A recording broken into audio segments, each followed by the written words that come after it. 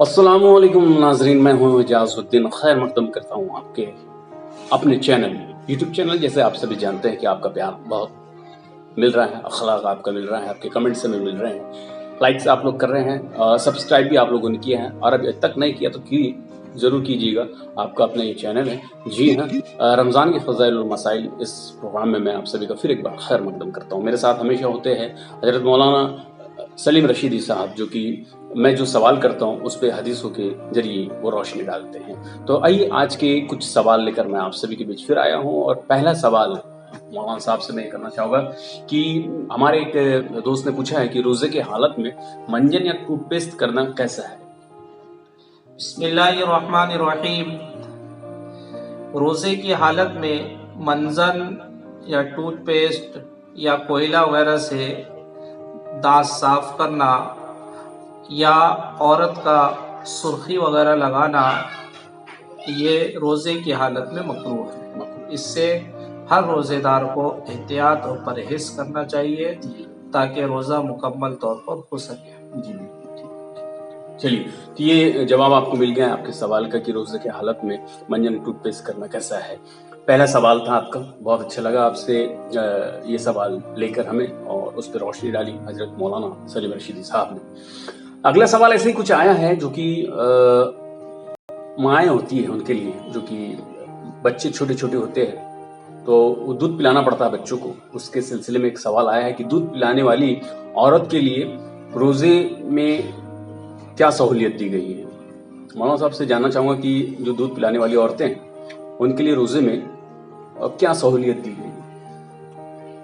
इसका जवाब ये है कि दूध पिलाने वाली औरत को अंदेशा हो कि रोज़ा रखने की वजह से छोटा बच्चा हलाक हो जाएगा या औरत ज़ौफ़ की वजह से, कमज़ोरी की वजह से हलाक हो जाएगी, तो ऐसी सूरत में रमज़ान में इफ्तार कर लेना चाहिए और रमज़ान के बाद इसकी क़ज़ा करनी चाहिए।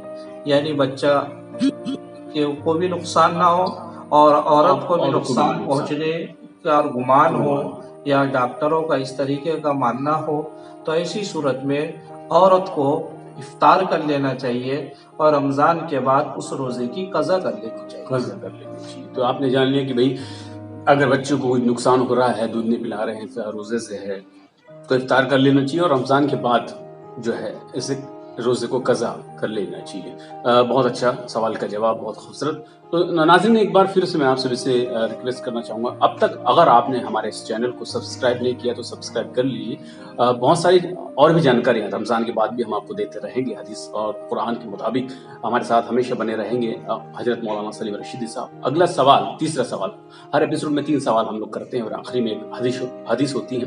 तो आज का ये सवाल जो है तीसरा, बड़ा ही प्यारा सा सवाल है। औरत का शौहर की इजाजत के बिना नफली रोजा रखना कैसा है। यानी औरत अगर बगैर इजाजत के, शौहर के भी बगैर इजाजत के कोई नफली रोजा रख लेती तो वो कैसा है।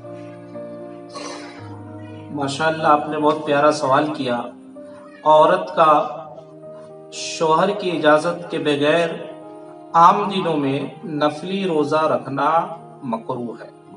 हाँ, अगर शौहर बीमार है या फिर सफ़र की हालत में है या कोई इस किस्म का उज़्र है तो रोज़ा रख सकती है।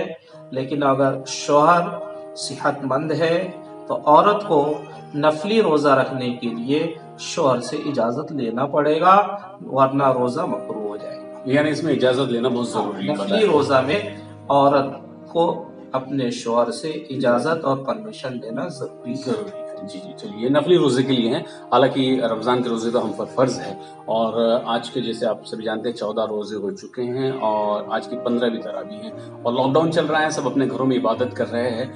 घरों में इबादत करते रहिए जब तक सरकार की तरफ से कोई हुक्म नहीं आता है। घर में इबादत कीजिए, मस्जिद मत जाइए, लेकिन दुआ ज़रूर कीजिए कि इस बवा को अल्लाह ही ठीक कर सकता है। और शॉपिंग के लिए मार्केट में किसी भी तरह की ख़रीदारी के लिए बिल्कुल मत जाइए। बहुत जल्द अगले एपिसोड में हम लोग मिलेंगे। हमारे साथ हो गए हजरत मौलाना सलीम रशीदी साहब।